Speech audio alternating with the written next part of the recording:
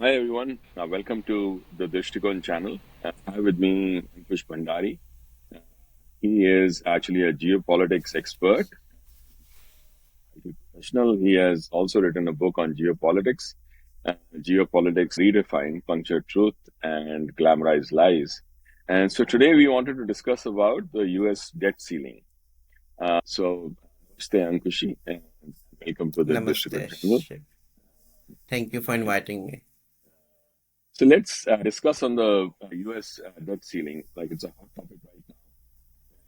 We Yeah, have all been looking at exactly. it, and it has wider ramifications. So if you can explain what it is and like how it's going to impact us, so we can start from there. Yeah, yeah, like it's a simple depth. Like whenever anybody take the depth, it's the depth, right?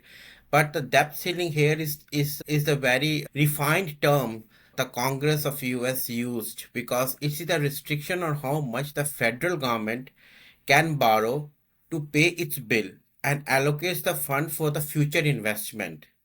So when the Congress appropriates or directs the government of like right now the Biden administration the money to be spent, the government is obligated to pay those funds, creating a bill it must pay. So that is it's called the debt ceiling. And this is also called the national debt because it is the amount of the money the federal government has already borrowed already borrowed to cover all its outstanding expenses in the past fiscal years. So Right. this national debt is a very normal American like you and me will not understand, but it is composed of the debt which is held by the public in the form of the government securities. Like we have the government securities in which most of the even international governments want to have that, like government of India, China, everybody, and also the intra-governmental debt. So that are the debts which is one the part of the federal government which owes to another. Right. So right now everybody know the debt ceiling is around 32 trillion, to be precise 31.4 or 31.5 trillion. Right. And and that's yeah. So one of the things that we are seeing is that about this debt ceiling, it has just kept on growing. There is no end to Yeah. it, and so if you can share some history on that. Yeah, see the debt ceiling, what happened is the country has always placed a limit on borrowing, and the US has managed those limitations in the nearly case by case basis from the last 150 years. It's not started now in a year or two, but it has been started in 1920s and 30s when Congress dedicated some authority to the Treasury Department of the United States to manage the US borrowing limit. But it didn't solve the problem. Why? Because in 1939, when the Second World War happened, Congress passed a law that removes various separate limits on the government debt and replaced it with a general restriction, which is now called the debt ceiling. Hmm. So initially it was just a $65 billion. Wow. Okay. Yeah. But from 1974, when the Cold War was at its peak, to 1994, when finally the Cold War ended, which is still going on in another sense, right? Right. But the Congress has passed the budget resolution that raised the debt limit, which is equal to the spending limit. Right. So if you see the debt is now they called okay from 1974 to 96 that no debt ceiling is what you can spend. So it's a very misnomer term in itself, Hmm. and that's not American people like you and me, a common man, understands it very well. Hmm. So what happened in 1995? The Congress listed a budget resolution that okay, now we don't have any Soviet Union. The world is at peace. We don't have to spend much on the weapons, which was still a misnomer. They are spending, their budget is increasing day by day, right? Hmm. Every year now. This year the budget of military is 786 billion, which is enormous budget Right. equal to the GDPs of I think all the world together, if you can say, a major chunk of the world countries is there. So what happened in 1995? The Congress listed the budget resolution and the debt limit as a separate item. Okay. So they said that okay, this is your budget and this is your debt limit. Hmm. And the Congress keep on increasing the debt limit annually as and when required. Right. As a result of this, this is where we stand now. Right. So the thing is, like, although the debt is clean, influenced by the budget and the increase in budget, because of different things they are taking on, they still keep, they still pretend that these two are separate. In fact, like Biden actually just like recently said that these two are two separate things, which they are not, because Now, like as much as you increase your budget, you have to pay for it by increasing your debt ceiling. So, right. so how does that work? I mean, like what's your thoughts? See, my thoughts, I'm not a financial expert, but my thoughts, what I understand is that the Treasury Department uses an extraordinary action such as withholding the payments to the Federal Trust Fund, Hmm. which allows the government to keep its function on and on, the daily functions, Right. paying the salaries to the government employees, if they have any infrastructure funds to be given up, if they have anything, Right. APC XYZ, government has a long list. So that's how. But a very critical thing happened on 2002, on June 27th. I think it was during the time of Obama administration, no, Bush administration, Hmm. the Bush Jr., Hmm. in which the Congress raised the limit by 450 billions. Oh, wow.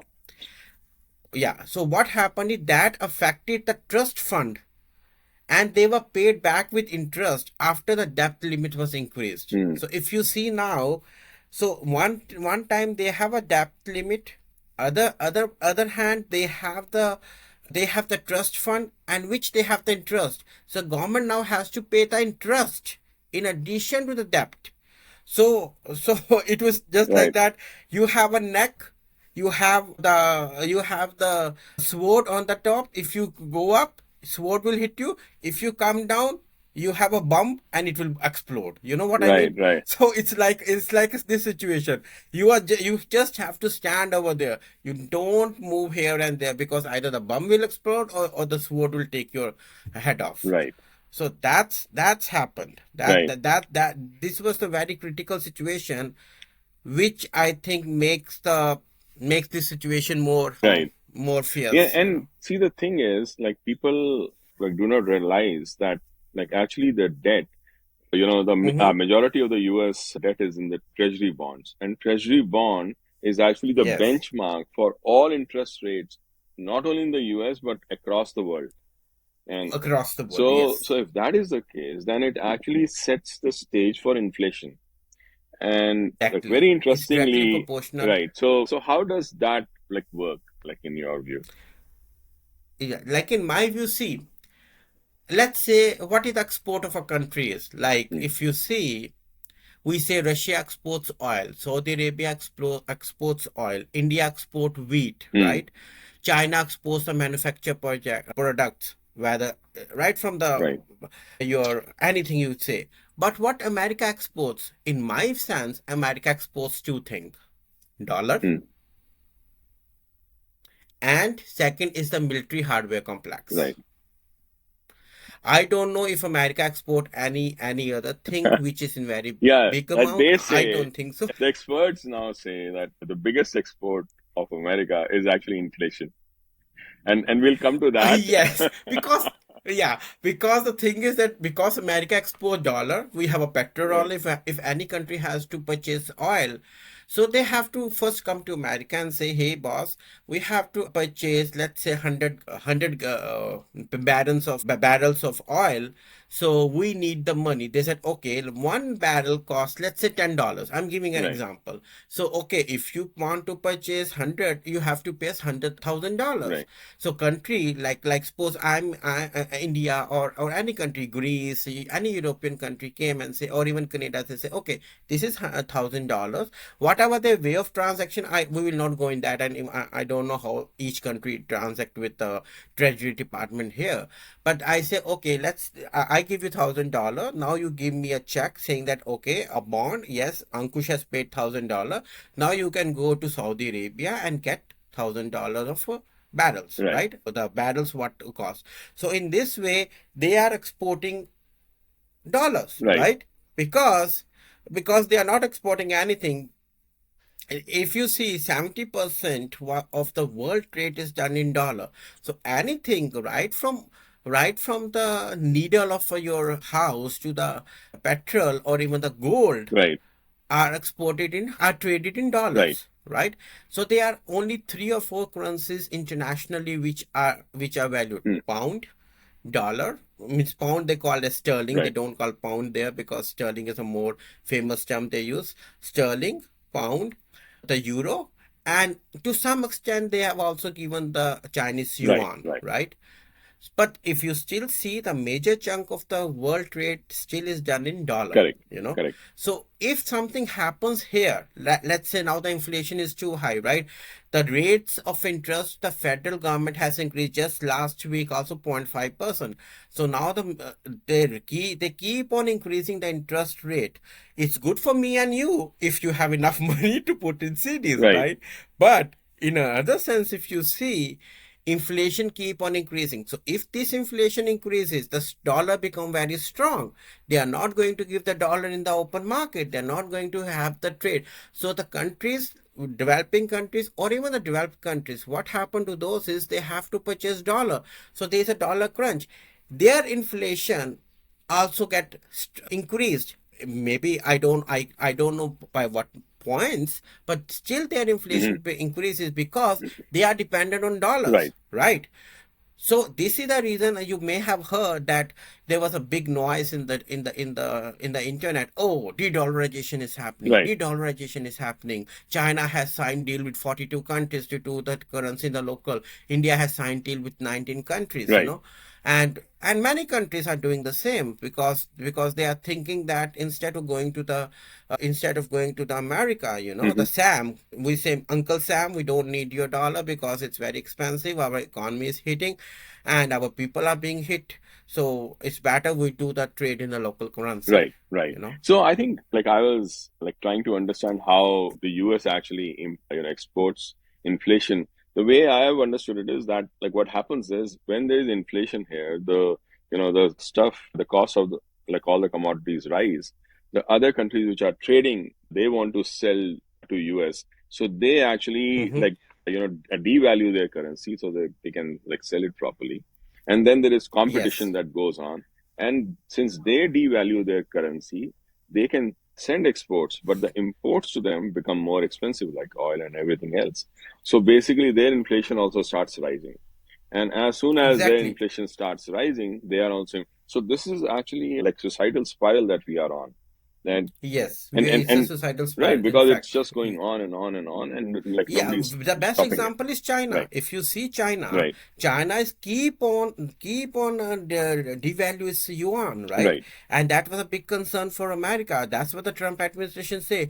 We have a trade deficit of around $586 billion. right. 586 Wow. is almost more than half a trillion, Right, right? right, And why? Because China say, okay, my yuan is now, let's say $1 is 1 yuan. Oh no, we have 1.2 yuan and $1. We have 1.4 yuan, blah, blah, blah. Because what they do is, okay, if I keep my yuan less, mm, I will keep on importing the same amount. Let's say I am sending, you are America and I'm China. I'm sending you 100 boxes of shoes. Okay. right, Earlier the shoes was $1, but now the inflation increases. right, So I said, okay, if I have to send it, instead of sending 80 boxes, I have to send you 100 boxes. right. What I do, I little bit decreases my or devalue my currency. Mm, And then again I send you. What happened is you devalue your currency, but when you are importing the right, stuff, because no country is self-sufficient that they don't need anything, right? right, You still need the raw material or something from to import, right? right, That's why it's called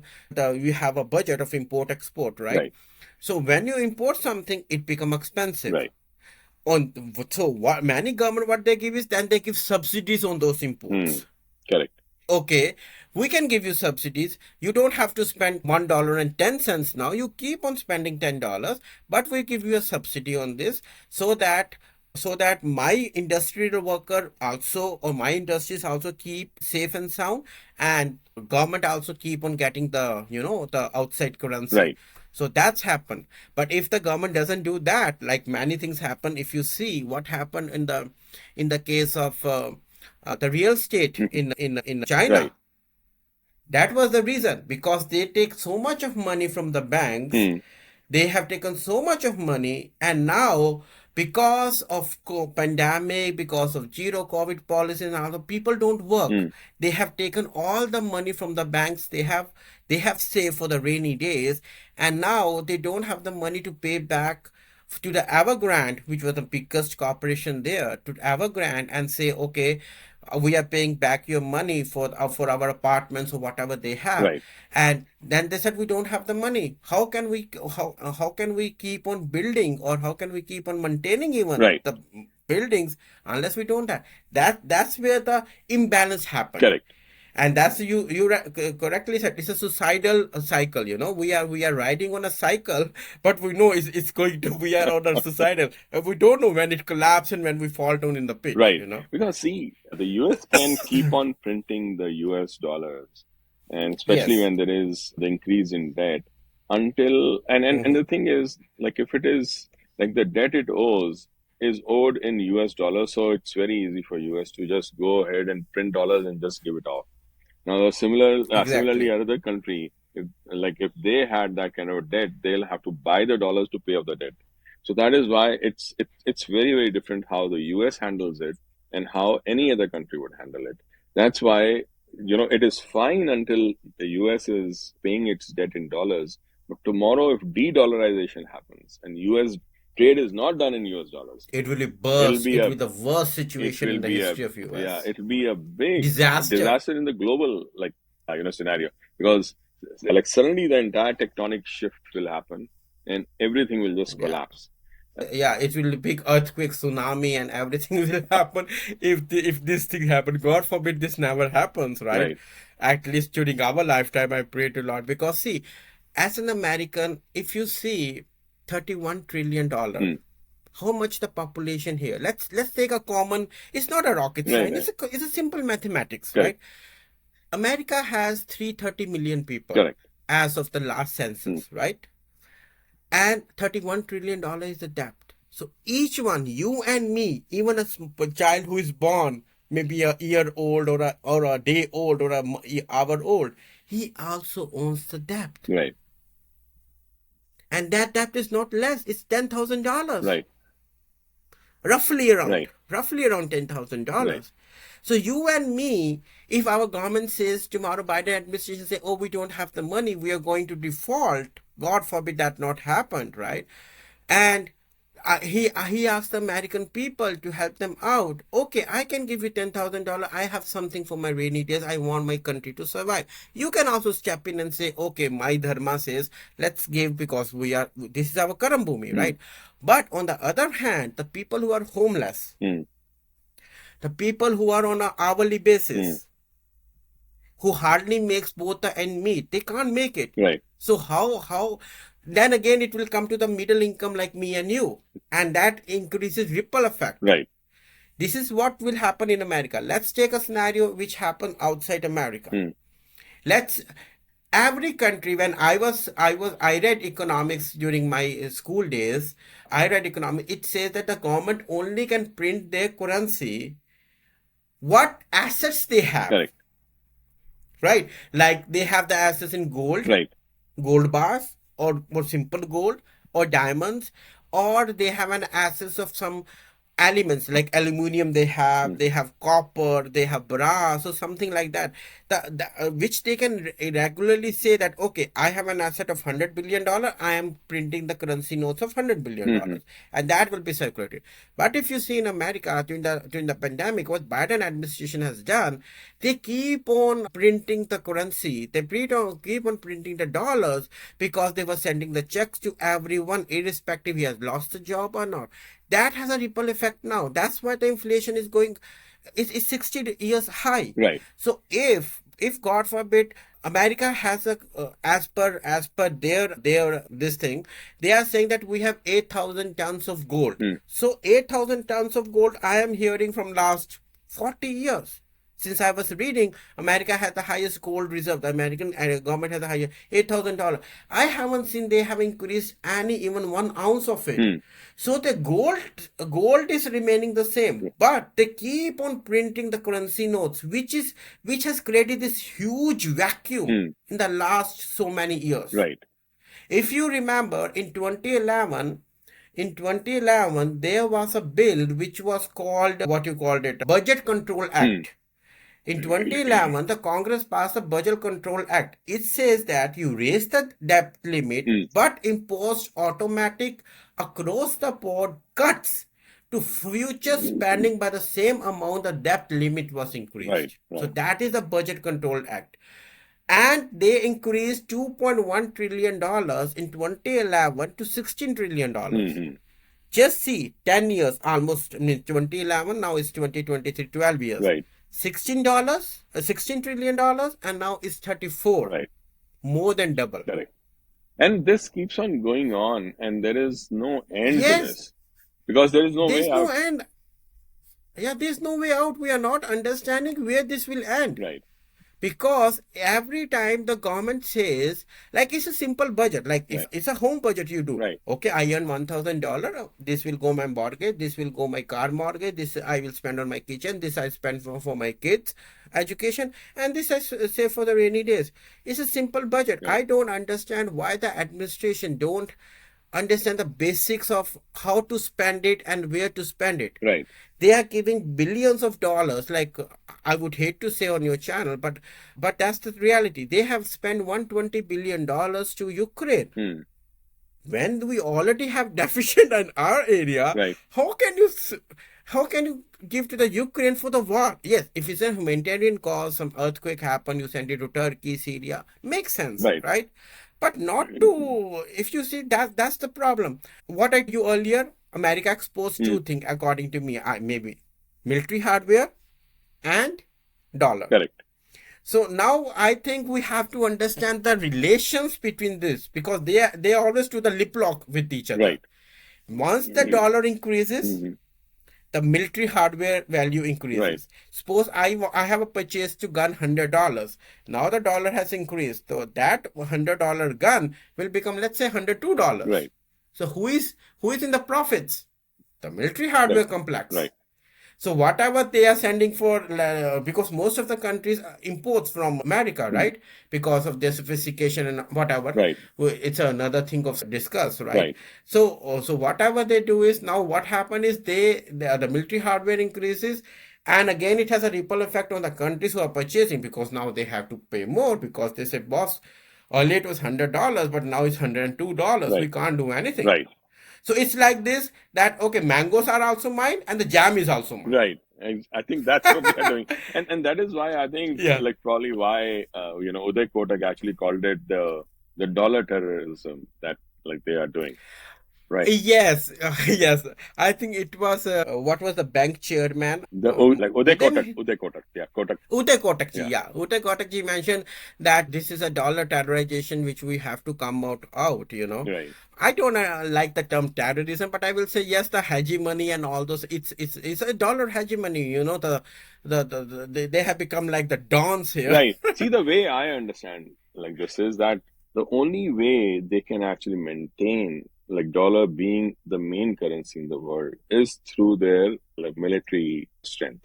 If there was no military strength, and if they weren't, like, going around beating everyone up, and, like, then there would be no dollar as the main currency of the world. And in that sense, Yeah. I think, like, maybe that is how Uday Kotak was calling it. Exactly. If you see, in 2011, I was reading an article, 2011 or 2012. Mm. The State Department, I think the Secretary of the State Department that time said, we very well know that Iraq doesn't have any weapon of mass destruction. We just went there to take their oil so that we have the oil for the next 25 years. Right. I think that's, He said, we very well know. I'm forgetting his name. If I found out, I will share it with Yeah. you. He mentioned that. right, Yeah. So that's the thing, because because it was being said, what was his name? Saddam Hussein don't want to have the trade in dollars. He want to look for another currencies. That's why he was talking with Libya. right, And then it all happened. I don't know how much reality is there, but but it was being said because every channel has its own views, right, right? They have their own stories.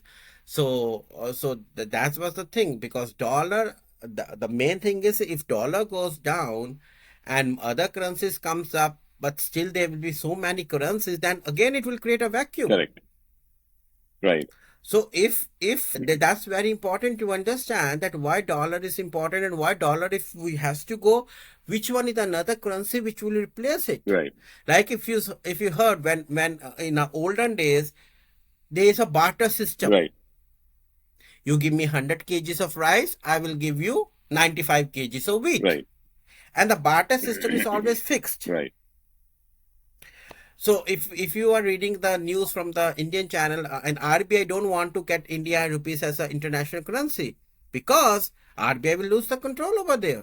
Then international trade will decide, okay, 1 rupee is equal to how many dollar, and 1 rupee is equal to how many pounds, 1 rupee is equal to how many rubles.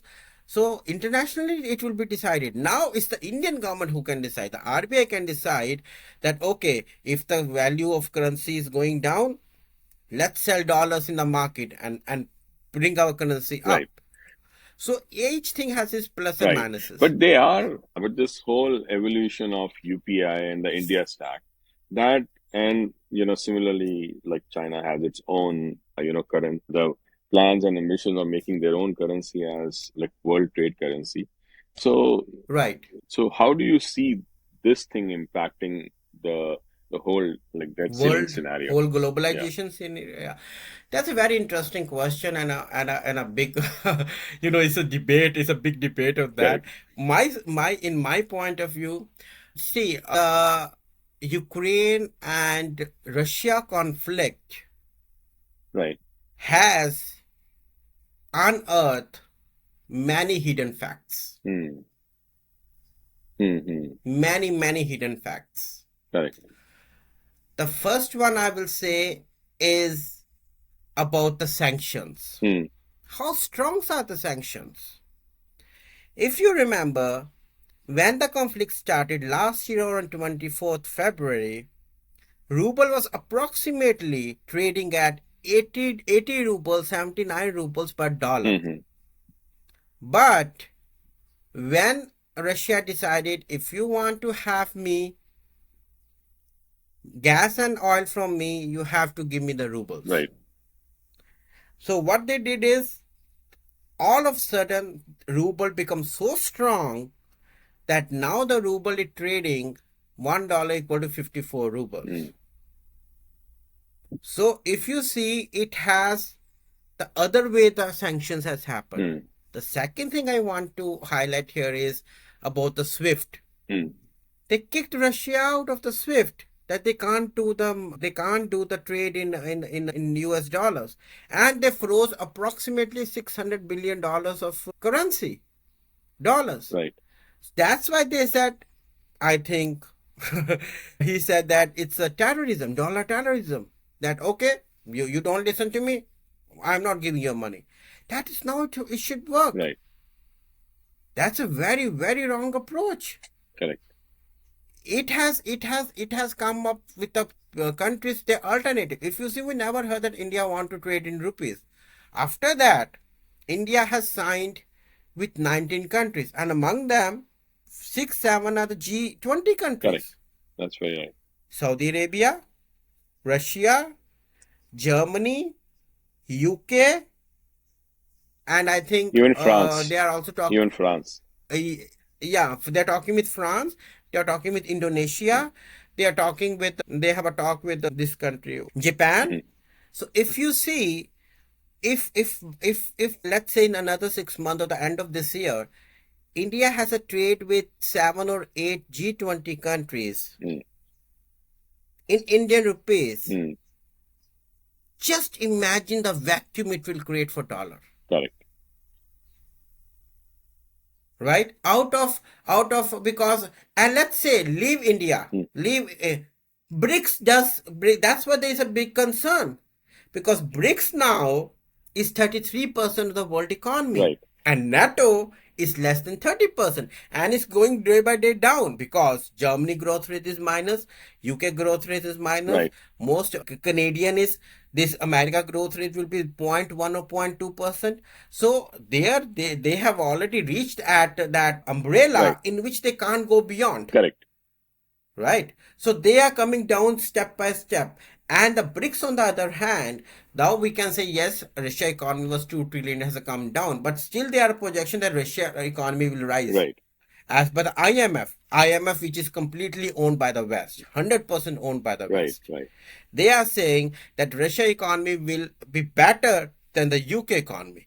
It will be better than the Canadian economy. right, It will be better than most of the European economy. right, So if you see, so taking out of the SWIFT, this, if the BRICS start doing trade with itself, only these 5 countries, which constitute 45% of the world population, 33-34% of the GDP, right, just imagine where the world will head. right.